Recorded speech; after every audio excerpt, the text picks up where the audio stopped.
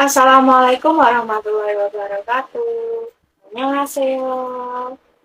Sebelumnya, perkenalkan, nama saya Yasmina Nur Iza Rahma, NIM 198000167 dari Prodi PGSD Angkatan 2019 kelas A.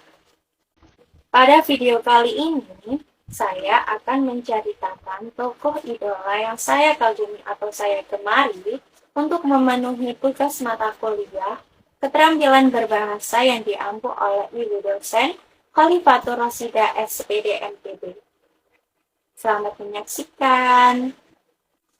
Di sini saya akan menceritakan tokoh idola saya yang berada jauh dan berbeda negara dengan saya, yaitu berada di Korea Selatan. Apakah sudah bisa kalian lihat siapa yang ada di belakang saya? Ya, mereka adalah grup idol K-pop BTS yang juga disebut sebagai Bangtan Boys. Mereka adalah grup vokal asal Korea Selatan yang dibentuk oleh agensi Hype Corporation yang kemudian pada tahun 2017 bulan Juli berakronim menjadi Beyond the Skin. Sejarah terbentuknya grup vokal ini yaitu melalui agensi kecil yang disebut sebagai agensi miskin atau grup vokal miskin karena mereka tinggal di dorm yang sangat kecil dan satu kamar diisi lebih dari 2 orang, yaitu semua anggota mereka 7 orang. Mereka juga pernah melakukan fan meeting yang dihadiri hanya 30-32 orang saja. Dan lebih parahnya lagi, mereka disebut sebagai seseorang yang tidak memiliki wajah sebagai idol. Namun mereka tidak putus asa, mereka tidak patah semangat, mereka tetap menunjukkan karya-karya terbaik mereka, dan mereka menunjukkan bahwa kesuksesan di jalan masing-masing. Oleh karena itu, mereka terus berkarya dan mencoba hal-hal baru, mengasah kemampuan mereka untuk menampilkan sesuatu yang lebih baik, hingga mencapai kesuksesan yang mereka impikan. Hingga pada tahun 2013, mereka berhasil memenangkan sebuah penghargaan New Artist of the Year dengan lagu No More Dream. Lagu itu juga termasuk dalam Melon Music Awards, Gold Disc Award, dan Cell Music Awards pada tahun 2014. Mereka terus menunjukkan kemampuan-kemampuan mereka, dan salah satunya mereka berhasil menarik perhatian pada album terbaru mereka yaitu Dark and Real pada tahun 2014. Tak sampai di situ, pada tahun 2015 mereka meluncurkan album terbarunya lagi yaitu The Most Beautiful Moment in Life Part 2, dan pada tahun 2016 mereka juga meluncurkan album terbarunya The Most Beautiful Moment in Life Young Forever yang memasuki tangga musik Billboard.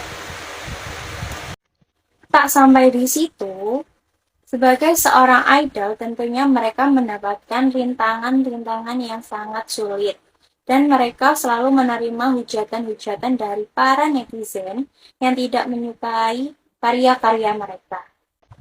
Terutama pada awal tahun 2018, BTS mengalami kesulitan-kesulitan dan rintangan-rintangan yang luar biasa di tahun-tahun sebelumnya, dan pada awal 2018 itu mereka ingin membubarkan grup vokal mereka. Namun mereka tetap berkumpul dan memberanikan diri, menyatukan tekad mereka untuk menunjukkan bahwa mereka bisa, bahwa mereka ingin mencapai kesuksesan yang mereka inginkan, dan dapat menghadirkan kinerja yang luar biasa. Dan pada akhirnya, semangat mereka membuahkan hasil dengan album ketiga mereka yaitu Love Yourself, Tears, pada tahun 2018, debut di number 1 200 Billboard, yang membuat mereka satu-satunya artis K-pop yang meraih penghargaan sejauh ini. Hingga sampai saat ini mereka masih menunjukkan kinerja-kinerja mereka yang lebih baik dan mereka selalu menerima penghargaan-penghargaan yang lebih tinggi lagi. Namun, terlepas dari itu semua, tidak luput dari dukungan-dukungan dari para fans mereka, yang lebih dari 80 juta orang di dunia ini mengagumi mereka. Para penggemar mereka ini disebut sebagai ARMY. ARMY diumpamakan sebagai tentara militer dan BTS diumpamakan sebagai baju besi anti peluru, yang artinya keduanya akan selalu bersama karena arti ARMY bagi BTS sangat berharga. Kalau tidak ada ARMY, BTS tidak akan sukses sampai sejauh ini. BTS juga beberapa kali diundang dalam menghadiri acara United Nations General Assembly (UNGA) atau Sidang Umum PBB yang ke-76. Mereka juga mendapatkan paspor diplomatik dari Presiden Republik Korea Selatan. Sangat membanggakan, bukan? Ya, selama ini mereka dianggap sebagai simbol Korean global karena mereka berhasil menyebarluaskan budaya Korea ke seluruh dunia. Wah, benar-benar pencapaian yang sangat luar biasa. Itulah mengapa mereka memiliki banyak fans di seluruh dunia. Karena mereka sangat gigih untuk mendapatkan kesuksesan yang mereka inginkan, dan mereka selalu bersemangat, tidak mudah menyerah dan putus asa. Oleh karena itu, sifat mereka dapat kita teladani. Dari mereka, saya dapat memahami bahwa budaya luar tidak selalu memberikan kesan negatif dari budaya kita sendiri. Baiklah, setelah kalian mendengar banyak sekali tentang sejarah BTS dari awal debut hingga sekarang ini, marilah kita berkenalan dengan anggota-anggota dari boy group vokal ini.